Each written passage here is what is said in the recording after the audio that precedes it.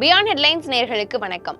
BRICS conference அப்படின்னா என்ன, இதுல எந்தெந்த நாடுகள்லாம் பங்கேற்பாங்க, அதே மாதிரி எந்தெந்த தலைவர்கள்லாம் பங்கேற்பாங்க, இதனுடைய நோக்கம் என்னவா இருக்கு அப்படிங்கறத தான் இந்த வீடியோல நம்ம தெரிஞ்சுக்க போறோம். பிரிக்ஸ் அப்படிங்கிறது பி அப்படின்னா பிரேசில், ரஷ்யா, இந்தியா, சீனா, சவுத் ஆப்பிரிக்கா, இந்த எல்லா நாடுகளுடைய எழுத்துல அமைந்திருக்கக்கூடிய ஒரு பொருளாதார குழு, இதுவதான் பிரிக்ஸ் அப்படின்னு சொல்றோம். தற்போது இந்த குழுவுல எகிப்து, எத்தியோப்பியா, ஈரான், ஐக்கிய அரபு அமீரகம் ஆகிய நாடுகளும் சேர்ந்திருக்கு. இப்போ இந்த 2025ஆம் ஆண்டுல பிரிக்ஸோடைய 17வது உச்சி மாநாடு பிரேசில்ல இருக்கக்கூடிய ரியோ டி ஜெனிரோ அப்படிங்கிற நகரத்துல ஜூலை 6ஆம் தேதி அன்னைக்கு நடைபெற்றுச்சு. இந்த கூட்டத்துல இந்தோனேஷியா புதிய உறுப்பினராகவும் சேர்ந்திருக்கு. இந்தியாவில இருந்து பிரதமர் மோடி உலக தென்னக நாடுகளின் தலைவராக முன்னிலை வகித்திருக்காரு. பிரிக்ஸ் நாடுகள்ல கட்டண விதிப்பு அதிகரிப்பு, அதே மாதிரி ஈரான் மீதான தாக்குதலையும் கண்டித்து பேசப்பட்டதா சொல்லப்படுது. இந்த பிரிக்ஸோடைய முக்கிய நோக்கம் என்ன அப்படின்னா பொருளாதார ஒத்துழைப்பு